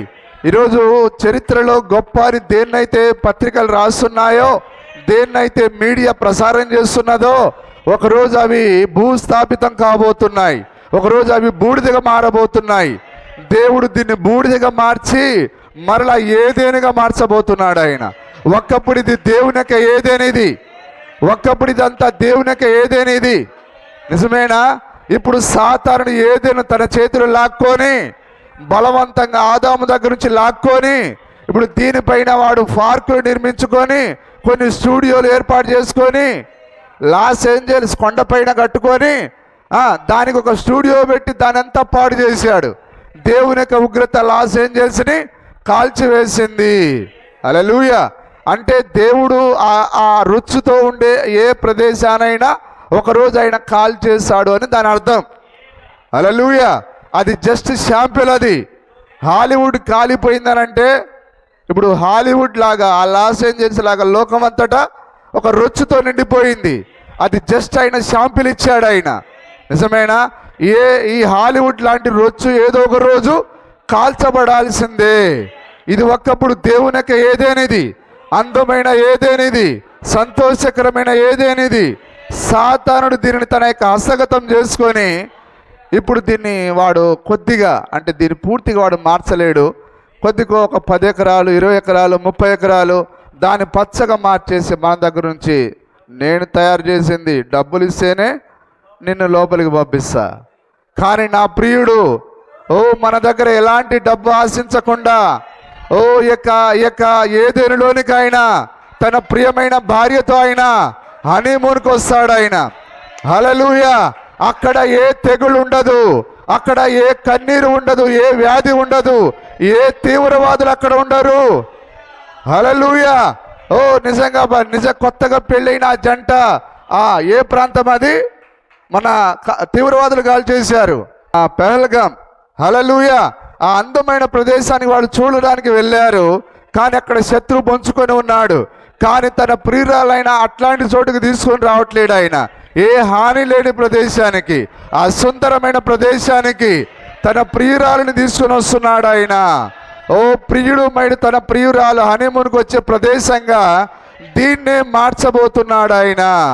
ఆ 1000 ఏళ్ల పరిపాలనలో ఆదాము మరియు హవ్వ చట్టపట్టాలు వేసుకుని వారు మరి అక్కడ పాటలు పాడుకున్నారు. కానీ ఓర్వలేని శత్రువు అక్కడికి వచ్చి వారిని దేవుడి నుంచి ఎడబాటు చేసి ఉన్నాడు. హల్లెలూయా. అదేనా? మరలా మనకు గొప్ప ఆదాము వచ్చి ఆ శత్రువును బంధించి, హల్లెలూయా. ఎందుకంటే మొదటి ఆదాము అవ్వలను పాడు చేసిన వాడు మళ్ళీ ఉంటే మళ్ళీ వాడు పాడు చేస్తాడని 1000 సంవత్సరాలు వాడిని బంధించి అప్పుడు ఆయన తన ప్రియురాలతో దీనిపైన ఆయన 1000 ఏళ్ళు పరిపాలన చేస్తాడు. ఆదాము అవ్వ 1000 సంవత్సరాలు పరిపాలన చేయలేకపోయారు. కానీ ఇప్పుడు రెండో ఆదాము, రెండో అవ్వ వచ్చి దాన్ని ఫుల్ఫిల్ చేయబోతున్నారు, దాని సంపూర్ణత ఇవ్వబోతున్నారు. హల్లెలూయా. దేవుని నామానికి మహిమ కలుగునుగాక. నిజంగా అందమైన ఏదేనును మనం చూడబోతున్నాం. నిజమేనా? ఆ యొక్క ఊటికి పోయినప్పుడు లేదా కొడైకెనాల్లో ఆ అందమైన లోయలు, అందమైన ఆ యొక్క పర్వతాలు, ఆ కొండలు చూసి మనం ఎంతో దేవుని యొక్క సృష్టిని మనము సృష్టించిన ఆ దేవుని మనం కొనియాడి ఉన్నాం. ప్రభు, ఇంత గొప్ప సృష్టిని సృజించింది నీవే. ఓ, నీవు సృజించిన సృష్టిని చూసే భాగ్యము మాలాంటి అభాగ్యులకి ఇచ్చావు ప్రభువా. హల్లెలూయా. మరి చెడిపోయిన లోకంలోనే అంత అందమైన ప్రదేశం ఉంటే మరి ఆదాము ఉన్న ఆ ప్రదేశం ఎట్లా ఉండాలి? అందుకొరకే మనము 500 సంవత్సరాలు ఆ సెలయేరు దగ్గర ఆడుకుంటూ ఉంటామన్నాడు ప్రవక్త. నిజమేనా? మరి అది మాటలతో వర్ణించలేనిది. అది దేవుని నామానికి స్తుతి మహిమ కలుగును గాక.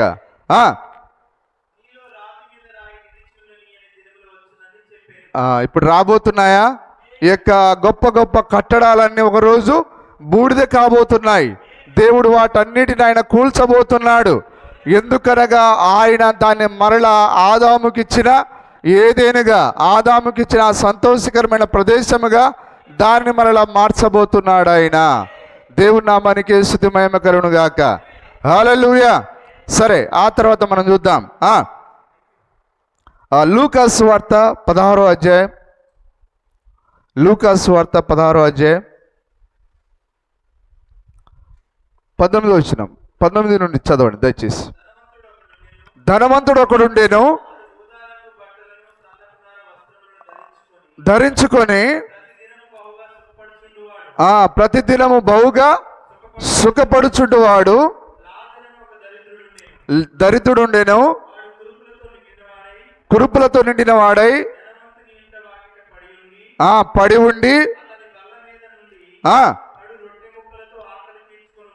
చూడండి, ఒక ధనవంతుని గురించి మరొక దరిద్రుని గురించి ఇక్కడ కథ చెప్పబడుతూ ఉన్నది. అది కథ కాదు కానీ అది నిజంగా జరిగిన, ఇజ్రాయెల్ దేశంలో నిజంగా జరిగిన ఒక వాస్తవ కథ అయి ఉన్నది. హల్లెలూయా. నాకేను దేవదూతల చేత. ఎందుకు? అతనికి కురుపులున్నాయి, దరిద్రుడు కాబట్టి, బీదవాడు కాబట్టి పరలోకానికి వెళ్ళిపోయాడా? కాదండి. ఆ దినపు వర్తమానము యేసుక్రీస్తు అని ఆయన నమ్మినవాడు ఆయన. హల్లెలూయా. యేసుక్రీస్తుని ఎంత గట్టిగా నమ్మాడో అంత గట్టిగా అతని పైన వ్యాధులు దాడి చేశాయి, అంత గట్టిగా అతనికి దరిద్రత వచ్చింది. అయినా సరే ఆయన తాను పట్టుకున్న దానిని ఏమాత్రం విడిచిపెట్టలేదు. ఆయన తాను పట్టుకున్న దాని కొరకే తన ప్రాణమును ఆయన అర్పించి ఉన్నాడు. హల్లెలూయా. దేవుని నామానికి స్తుతి కలుగును గాక. ఆయన యొక్క వీడని పట్టుదలయే ఆ దేవదూతలు వచ్చి ఆయనకి రాజస్వాగతం పలికాయి. ఓ లాజరు, ఇదిగో నీవు యొక్క జీవ మార్గానికి అర్హుడవు, ఈ నిత్యత్వానికి అర్హుడవు. ఇదిగో నీపైకి ఏ వ్యాధి దాడి చేసినా నువ్వు భయపడలేదు, ఏ రోగం వచ్చినా నువ్వు భయపడలేదు. ఇదిగో కురుపులు నీవు కలిగి ఉన్నా నాకెందుకు, దేవుడు ఏ మేలు చేశాడని నీవు ఒక్క మాట కూడా పలకలేదు. ఇదిగో లాజరు, నువ్వు ధన్యుడవు. ఇదిగో నిన్ను మేము శిరసా వహించి ఇదిగో నిన్ను రాజస్వాగతం పలుకుతున్నాం. హల్లెలూయా. అతను ఎంతో ఆ యొక్క మేళ తాళాలతో ఆ యొక్క రాజస్వాగతం పలుకుతూ ఉన్నారు అక్కడ. ఈరోజు నువ్వు అన్ని ఉండి యేసుక్రీస్తును కలిగి లేకపోతే, సోదరుడా, నువ్వు అన్ని ఉండి వర్తమానం కలిగి లేకపోతే రేపు నువ్వు ఖచ్చితంగా మరణించి ఆ ధనవంతుడు లాగా పాతాళానికి వెళ్తావు. అయితే లాజరు ఎందుకు పరలోకానికి వెళ్ళాడు చెప్పండి? బీదవాడైనందుక, రోగం వచ్చినందుక? కాదు. ఆ గడియ వర్తమానమైన యేసుక్రీస్తును నమ్మినందుకు. ఆ వర్తమానమే ఆయన మహిమలోనికి మోసుకొని పోయి ఉన్నది. హల్లెలూయా. దేవుని నామానికి స్తుతి కలుగును గాక. మరి ఇతని కూడా వర్తమానం చెప్పాడా? అక్షరాల చెప్పాడు ఆయన. లాజరుకి ఎట్లయితే వర్తమానము అందించబడిందో ఈ ధనవంతుడు కూడా వర్తమానం అందించబడింది. ఆయన దగ్గరికి ఏ ఫిలిప్పునో నతానియలో పంపలేదు కానీ స్వయంగా ఆయనే ఎదురుపడ్డాడు. నిజమేనా? ఆయన ముందు మోకాళ్ళుని సద్బోధకుడా, ఇదిగో నిత్య జీవాన్ని పొందాలంటే నేనేం చేయాలి? హల్లెలూయా. ఆ యవ్వన అధికారి ఈ ధనవంతుడు ఈ ధనవంతుతో ప్రభు అన్నాడు, అయితే నీవు అన్ని మంచి కార్యాలే చేస్తున్నావు, అయితే నీకొకటి కొదువుగా ఉన్నది. ఆ కొదువుగా ఉన్నది ఏంటంటే అది నేనే. అదే ఈ గడియ వర్తమానం నీ కొదువుగా ఉన్నది. హల్లెలూయా. నీకున్న ఆచారాలు సిద్ధాంతాలు విడిచిపెట్టి నన్ను వెంబడించమన్నాడు ఆయన. కానీ ఆయన వెంబడించుట ఆయనకు సాధ్యపడలేదు. హల్లెలూయా. నిజమేనా? నీకు ఒకటి కొదువుగా ఉన్నది అన్నాడు ఆయన. ఆ ఒక్కటేంటిది? ఆ గడియ వర్తమానము. నీవును నీ దినపు సమాధాన సంబంధమైన సంగతులు నీవు తెలుసుకున్నా నీకెంతో మేలు. ఆయన ఆ సమాధాన సంగతిని ఎదురుపడ్డాడు. మరణము జీవాన్ని కలుసుకున్నది. ఇప్పుడు ఈ మరణం ఏం కావాలి? జీవంగా మారాలి. కానీ ఆ అవకాశాన్ని కోల్పోయాడు ఆయన. ఆ యొక్క సీమోను యొక్క దాసుడు ఎట్లయితే ఆయన కలుసుకొని ఆ అవకాశాన్ని జారవిడుచుకున్నాడో, ఈ ధనవంతుడు కూడా జీవాన్ని కలుసుకొని కూడా ఆ జీవాన్ని పొందుకునే అవకాశాన్ని జారవిడుచుకున్నాడు. ఎంతమంది ఆమెనంటారు? అందరికి అర్థమవుతున్నదా? దేవునామానికి స్తుతిమహిమ కలుగును గాక. ఇక్కడ కేవలం కథ మాత్రమే చెప్పబడుతున్నది, ఉపమానం మాత్రమే చెప్పబడుతున్నది. కానీ లాజరుకి ఎట్లయితే వర్తమానం అందించబడిందో, ఈ ధనవంతుడు కూడా వర్తమానం అందించబడింది. దేవుడికి అతనికి ఒక అవకాశం ఇచ్చాడు. కానీ ఆ అవకాశాన్ని అతడు జారవిడుచుకున్నాడు. ఇప్పుడు అతడు పాతాళంలో పడ్డ తర్వాత నాకు ఆ వర్తమానం కావాలి. అతడు ఏడుస్తూ ఉన్నాడు, కేకలు పెడుతూ ఉన్నాడు, ఓ రొమ్ములు బాదుకుంటూ ఉన్నాడు. హల్లెలూయా! దేవుని నామానికి స్తుతిమహిమ కలుగును గాక. నిజమేనా? చూడండి, మార్క్స్ వార్త 10వ అధ్యాయం. నేను ముగిస్తాను, టైం అయిపోయింది. మార్క్స్ వార్త 10వ అధ్యాయం 16 నుంచి చదవండి. మార్క్స్ వార్త 10వ అధ్యాయం 16వ వచనం. 16వ వచనం.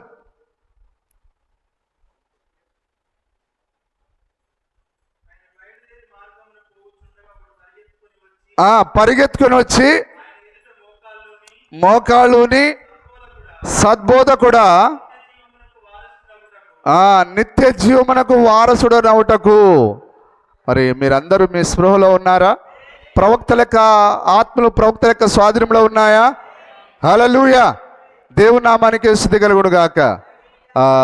మరి చర్చికి వచ్చే ప్రతి ఒక్కరి దగ్గర బైబిల్ ఉండాలి. దయచేసి ఆ విషయాన్ని మరి సంఘ పెద్దలు గుర్తు చేయాలని కోరుతున్నాను. ఎవరికైనా బైబిల్ లేకపోతే మన దగ్గర బైబిల్ ఉన్నాయి 2-3, అవి తీసి ఇవ్వండి. దయచేసి ఈ విషయాన్ని గమనించాలని కోరుతున్నాను.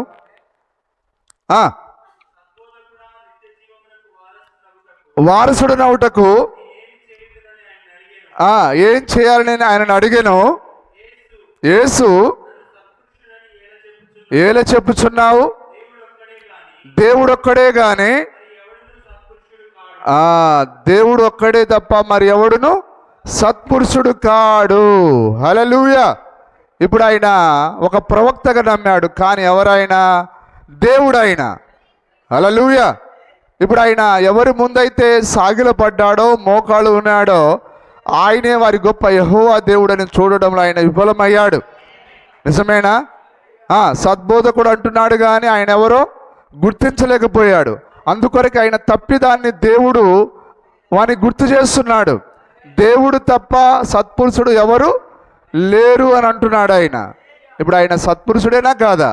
వారి దేవుడైన, ఆ ధనవంతుని యొక్క దేవుడైన, ఆ మంచి అధికారి యొక్క దేవుడైన. హల్లెలూయా! నరహత్య చేయవద్దు. 17వ వచనం చదువుతున్నారా? 18వ వచనం చదవండి. యేసు అతనిని చూచి అతనిని ప్రేమించి. హల్లెలూయా! చూడండి, అతని జీవితంలో ఏ సినిమాలు చూసిన వాడు కాదు, సిగరెట్లు తాగినవాడు కాదు, ఏదో తల్లిదండ్రులను ధిక్కరించిన వాడు కాదు. అతడు చిన్నప్పటి నుంచి ఆ యొక్క ధర్మశాస్త్రాన్ని నేర్చుకున్నవాడు. నీతిమంతుడు, ఎంతో భయభక్తులు కలిగిన వాడు. నిజమేనా? అతనిలో యేసుక్రీస్తే ఏ తప్పిదాన్ని చూడలేకపోయాడు. యేసు అతడిని ప్రేమించాడు. ఎంతో మంచి బాలుడని మెచ్చుకున్నాడు ఆయన. యేసు అతడిని చూచి అతడు ప్రేమించి. కానీ ఇక్కడ మనల్ని చూసినప్పుడు మనలో ప్రేమించదగిన ఏ అర్హతలు మనకు లేవు. అయినా కానీ వర్తమానం దేవుడు మనకిచ్చాడు. దేవుని నామానికి స్తుతి కలుగును గాక. అతడు ప్రేమించి ఒకటి కొదువుగా ఉన్నది. ఎవరు? ఇప్పుడు ఏంటిది ఆయన కొదువుగా ఉన్నది? ఆయనకు కొదువై ఉన్నాడు. ఆయనయే చుట్టబడిన ఆ కాలపు వర్తమానం, ఆయనయే చుట్టబడిన దేవుని యొక్క కానుక నీకొకటి కొదువుగా ఉన్నది. హల్లెలూయా! ఇప్పుడు ఆ రోజు ఆ వర్తమానాన్ని నిరాకరించినందున ఇప్పుడు ఆయన ఎక్కడ ఏడుస్తున్నాడు? తనకి ఇవ్వబడిన అవకాశాన్ని జార విడుచుకున్నందుకు పాతాళంలో గగ్గోలు పెడుతూ ఉన్నాడు. దేవుడు కొద్దిగా మరి పాతాళంలో ఉన్నవారు ఎవరిని చూడలేరు, కానీ ఈ ధనవంతుడిని చూచే విధంగా దాన్ని తెరిచాడు ఆయన. హల్లెలూయా. 5వ పరిమాణంలో ఉండేవాడు ఆ యొక్క 6వ పరిమాణంలో ఉండే వ్యక్తులను చూచేదానికి దేవుడు కొద్దిగా తెరిచాడు ఆయన. అర్థం చేసుకుంటున్నారా? ఇప్పుడు పాతాళంలో ఉన్నవారు ఎవరు వారికి కనిపించరు.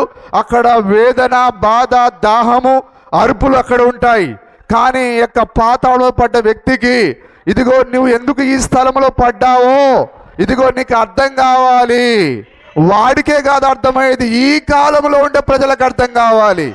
ఆయన తన దినపు వర్తమానం నిరాకరించినందున ఆ పాతాళంలో పడ్డాడు వాడు. నీకొకటి కొదువుగా ఉన్నది అన్నాడు ఆయన. ఏంటిది ఆయన కొదువుగా ఉన్నది? ఆయన దినపు వర్తమానం. హల్లెలూయా. దేవుని నామానికి స్తుతి కలుగును గాక. సరే, నా వర్తమానము ఈ గాడిలో కాదు పోవాల్సింది, నేను రాసుకున్నది వేరే. సరే, మరి ఇది లాగడానికి వీలు పడదు, అయిపోయింది, ముగించడానికి కూడా వచ్చేసాను నేను. ఓకే. ప్రేమించి కొదువుగా ఉన్నది చెప్పండి. ఇప్పుడు ఏంటిది అది కొదువుగా ఉన్నది? యేసుక్రీస్తే అతనికి కొదువుగా ఉన్నాడు. ఎవరైనా ఆ దినపు వర్తమానం ఆయన. ఈరోజు ఉండే లోకంలో, ప్రపంచంలో ఉండే క్రైస్తవులందరికీ ఒకటి కొదువుగా ఉన్నది. వారి యొక్క భక్తి మంచిదేనా కాదా? వారి పాటలు మంచివే, వారి యొక్క ఉద్రేకం మంచిదే, వారి యొక్క సువార్తలు మంచివే, వారి యొక్క సువార్త దండయాత్రలు మంచివే, యేసుక్రీస్తును ప్రకటించడం మంచిదే, వారు చేస్తున్న కార్యాలని మంచివే. కానీ వారికి ఒకటి కొదువుగా ఉన్నది. అదే ఈ పక్షిరాజు వర్తమానం, అదే చుట్టబడిన యేసుక్రీస్తు. హల్లెలూయా. ఓ, ఈ వర్తమానం దొరికిన మీరు ధన్యులు, ఈ వర్తమానం చదువుతున్న మీరు ధన్యులు, ఈ వర్తమానం వింటున్న మీరు ధన్యులు. Glory to Lord. హల్లెలూయా. సంతోషంగా లేదా? ఆమేనంటారా? చదవండి. అమ్మి బీదలకేమో. ఇప్పుడు నువ్వు నమ్మిన సిద్ధాంతాలు, ఆచారాలు, నీ మంచి భక్తి, మంచి పాటలు పనికిరావిగా. నువ్వు సరెండర్ కావాలి. దేనికి? గడియ వర్తమానానికి. నీకున్నదంతా విడిచిపెట్టి ఆ దినపు వర్తమానం ఏం చెప్పిందంటే నన్ను వెంబడించమన్నది. అలాగనే అదే ధనవంతుతో మాట్లాడిన దేవుడు ఇప్పుడు అదే స్వరంతో మాట్లాడుతున్నాడు ఆయన. నీకున్న పద్ధతులు, ఆచారాలు విడిచిపెట్టి సోదరుడా, కుమారుడా, ఇదిగో నన్ను వెంబడించు. ఈరోజు లోకంతో అదే మాట చెప్పగలడా? ఇదిగో ప్రపంచమా, లోక క్రైస్తవ్యమా, నీకొకటి కొదువుగా ఉన్నది, అదే ఈ గడియ వర్తమానము. Praise the Lord. హల్లెలూయా. ఎన్నిసార్లు చెప్తావయ్యా వర్తమానం? 1,00,000 సార్లు కాదు. నా ఊపిరి, కంఠంలో ఊపిరి ఉన్న రోజులు ఈ వర్తమానమే సత్యమనంట. హల్లెలూయా. దీని కొరకే జీవిస్తా. ఇది చుట్టబడిన దేవుని కానుక, ఇది దేవుని యొక్క వర్తమానం, ఇది బలిష్ఠుడైన దూత తెచ్చిన వర్తమానం ఇది. ఆ రోజు ధనవంతునికి వర్తమానం ఒకటి కొదువు ఉందంటే ఈరోజు అదే కొదువు ఉన్నది. నిజమేనా? దేవుడు కొద్దిగా తెరిచి చూపిస్తున్నాడు. ఇదిగో ఆ లాజరు, మరి అతనికి నీలాగా మంచి ఆరోగ్యం లేదు, అయినా కానీ అతడు ఈ వర్తమానం కొరకు జీవించాడు. అతనికి ఇదిగో డాక్టర్లు ఎవరు వైద్యం చేయలేదు, అయినా ఈ వర్తమానం కొరకు జీవించాడు. ఇదిగో అతడు అబ్రహాము రొమ్మున ఆనుకొని ఉన్నాడు. కుమారుడా, ఇదిగో నీకు ఇవ్వబడిన అవకాశాన్ని జార విడుచుకున్నావు. హల్లెలూయా. ఏడుస్తున్నాడు అక్కడ. నిజమేనా? అతడు తన గుండెలు బాదుకుంటున్నాడు, కన్నీరు గారుస్తున్నాడు. తండ్రివైన అబ్రహామా, ఇదిగో ఆ లాజరు యొక్క వెలికొనతో నాకు ఒక చుక్క దాహని, నేను వేదన పడుతూ ఉన్నాను. హల్లెలూయా. అది సాధ్యం అవ్వదు. అది ఏదో దేవుడు కొద్దిగా తెరిచాడు కాబట్టి నన్ను, లాజరును చూస్తున్నావు. కొద్దిగా ఆగితే దేవుడు దాన్ని మూసేస్తాడు. ఇక నీ కథ ముగించబడింది కుమారుడా. నిజమేనా? ఈ వర్తమానాన్ని నువ్వు నిరాకరించావా, నీదిగో ఆ ధనవంతుడి లాగా నీ కథ కూడా ముగించబడినట్లే. దేవుని నామానికి స్తుతి మహిమ కలుగును గాక. ఎంతమందికి అర్థమవుతున్నది? ఎందుకు ఆ ధనవంతుడు పాతాళంలో పడ్డాడు? తెలుసా? ఆ దినపు వర్తమానాన్ని అతడు నిరాకరించినందున. హల్లెలూయా. కలుగును. ఏంటిది పరలోకపు ధనము? అదే లాజరు కలిగి ఉన్న ధనం. అబ్రహాం యొక్క ఒడిలో ఆయన నెమ్మదిగా ఉన్నాడు. ఆయన ఇక దానికంటే మించిన ధనం ఏదైనా ఉందా చెప్పండి? ఇతనికి అన్ని డబ్బులు ఉన్నాయి కానీ పాతాళులు పడ్డప్పుడు ఎన్నిటి బాయే, బంగారం ఎటు బాయే, వెనకాల నడిచిన ఈయన గురించి బూరలు ఊదిన ఆ యొక్క అయ్యగారు రెడ్డిపోయారు. ఏది ఉపయోగపడదండి. ఉపయోగపడేది ఒకే ఒకటి, ఈ వర్తమానం కొరకు జీవించిన జీవితం. దేవుని నామానికి స్తుతి మహిమ కలుగును గాక. హల్లెలూయా. ఇప్పుడు మనం 16వ అధ్యాయానికి వద్దాం. 19వ వచనం చూడండి. ఇప్పుడు మీకు ఈ కథ అర్థమవుతుంది. 19వ వచనం లూకాసు వార్త.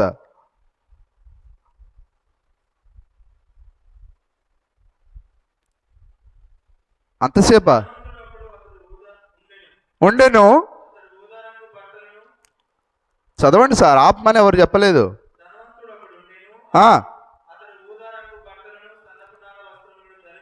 ధరించుకొని సుఖపడుచుండువాడు లాజరును ఒక దరిద్రుడు ఉండెను. ఇప్పుడు చెప్పండి, దేవుడు ఇద్దరిని ఎందుకు మాట్లాడుతున్నాడు? ఆయన ఒకడు ఆ దినపు వర్తమానం నమ్మినవాడు, ఇంకొకడు. ఇద్దరు క్రైస్తవులే. హల్లెలూయా. ఒక క్రైస్తవునికేమో వర్తమానం ఉన్నది, ఇంకో క్రైస్తవునికేమో వర్తమానం లేదు. అందుకొరకు ఆయన ఇద్దరిని ఆయన ఉదాహరణకు చెప్పాడు. ఆయన దరిద్రుడు ఉండెను, నిండిన వాడై పడి ఉండి రొట్టె ముక్కలతో ఆకలి తీర్చుకున్న గోరేను,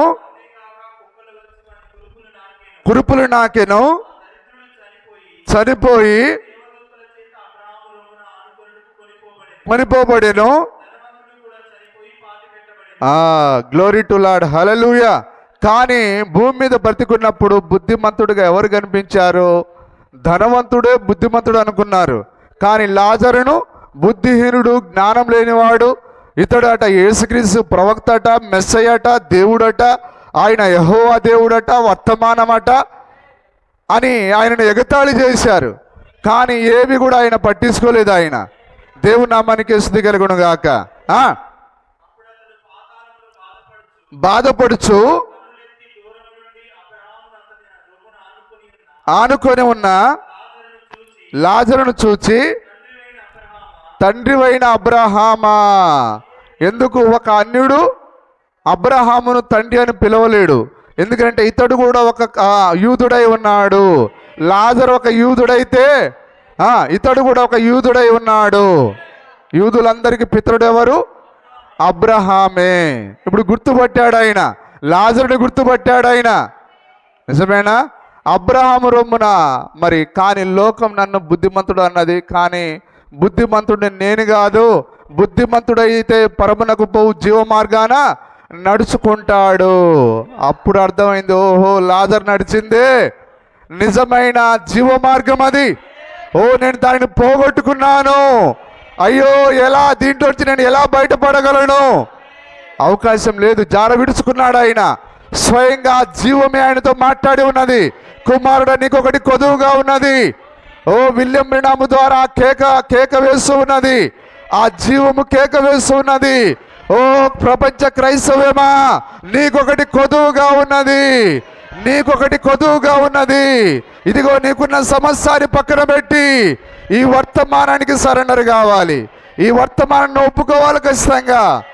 అప్పుడే నీవు లాజరులాగా అబ్రహాం యొక్క ఒడిలో నీవు సమాధానం కలిగి, నెమ్మది కలిగి, ఆ జీవాన్ని కలిగి ఉంటావు. దేవుని నామానికి స్తుతి మహిమ కలుగును గాక. ఇప్పుడు ఆయన ఏమేమంటున్నాడో చూడండి. అబ్రహామా, కనికరపడి. కాదండి, దేవుడే కనికరపడ్డాడని ఉందా లేదా? దేవుడే ఆయన దగ్గరికి వస్తే, కుమారుడా నీకు ఒకటి కొదువుకున్నదన్నప్పుడు అప్పుడేమో కనికరం చూపించినప్పుడేమో కాదని చెప్పి ఎన్నికెళ్ళిపోయిండు. ఇప్పుడేమో అబ్రహాం దగ్గర కనికరపడు నాయన ప్రభువా అని అబ్రహామును బతిలాడుతున్నాడు ఆయన. అబ్రహాం ఇవ్వలేడు కదా. అబ్రహామా కనికరపడి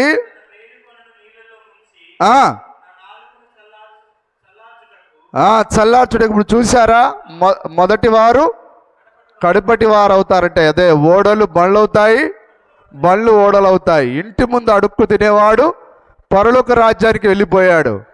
ఎందుకంటే అతనికి జీవ మార్గం కనుగొనబడింది. జీవ మార్గాన్ని పట్టుకున్నాడు ఆయన.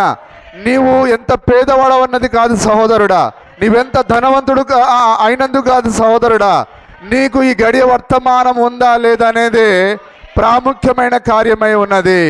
ఆ యొక్క లాజరును అబ్రహాము రొమ్మునకు తీసుకుపోయినది ఈ వర్తమానమే. ఈయన ఎవరు? ఆ కాల ప్రభు యేసుక్రీస్తు. మరలా ఇప్పుడు ఆయన అదే ముసుగులో వచ్చి ఉన్నాడు. ఆయన వర్తమానపు ముసుగులో వచ్చి ఉన్నాడు. ఆయన దేవుడు ఆ రోజు ముసుగులో ఉన్నప్పుడు వారు గుర్తుపట్టలేకపోయారు. ఈ రోజు కూడా ఆయన అదే ముసుగులో ఉన్నాడు. ఆయన దేవుడు నామానికి స్తుతి మహిమ కలుగును గాక. చదవండి, పూర్తి చేస్తారండి. పంపుము, కేకలు వేసి చెప్పాను. అబ్రహాము, కుమారుడా, ఇష్టమైనట్లుగా అంటే ఈ వర్తమానాన్ని నువ్వు అనుసరించకుండా నీకు ఇష్టం వచ్చిన మార్గంలో నడిచావు, నీ సిద్ధాంతాలు పాటించావు, ఆచారాలు పాటించావు, నీ మత పెద్దల మాటలు విన్నావు. అది దాని అర్థం. అక్కడ అన్ని వివరించి రాయరండి బైబిల్లో. దేవుని నామానికి స్తుతి మహిమ కలుగును గాక. ఒకవేళ అన్ని విషయాలు వివరించి రాస్తే ఈ భూలోకమైనను సరిపోదు అని బైబిల్లో ఉంది. ఎక్కడుంది సార్? సోంబేరోడా, నీ పని రాది, నేర్చుకోవడం నీ పని. అది అన్ని పాటరే చూపాడు, నీకు కూడా కొద్దిగా పెట్టాడు ఆయన. ఎక్కడుంది సార్ అంటే దేవులాడుకోవడం నీ పని, వెతుక్కోవడం నీ పని. చదవండి. కష్టం అంటే ఏంటిది? తన సిలువనెత్తుకొని నన్ను వెంబడింపనివాడు నాకు పాత్రుడు కాడు. ఎందుకు? అబ్రహాము కష్టం అనుభవించారంటే వర్తమానం కొరకు ఆయన ఎన్నో శ్రమలు, వ్యాధులు, దరిద్రత అనుభవించి ఉన్నాడు. అంటే ఒకవేళ దరిద్రతను అనుభవించిన వాళ్ళందరూ పరలోకం పోతే మన సంగతి ఏంటిది? ఇప్పుడు లోకంలో ఉండే దరిద్రులందరూ పరలోకానికి పోతారంటే ఇప్పుడు దాని అర్థం అదేనా? దరిద్రతను అనుభవించను, కష్టాలను అనుభవించారంటే కష్టాలు అనుభవించిన వాళ్ళు నా బాధ నీకేం చెప్పాలరా? నువ్వు తీర్చేటోడివా ఏంటిది? నా బాధ ఎవరికి చెప్పి? బాధపడే వాళ్ళు, కష్టాల్లో ఉన్నవాళ్ళు బోర్డు మంది ఉన్నారు. ఇప్పుడు వాళ్ళందరూ అబ్రహాము రొమ్ముకు పోతారా? అంటే దేని కొరకు లాజరు కష్టపడ్డది? వర్తమానం కొరకు, ఆ దినపు వర్తమానం కొరకు. హల్లెలూయా.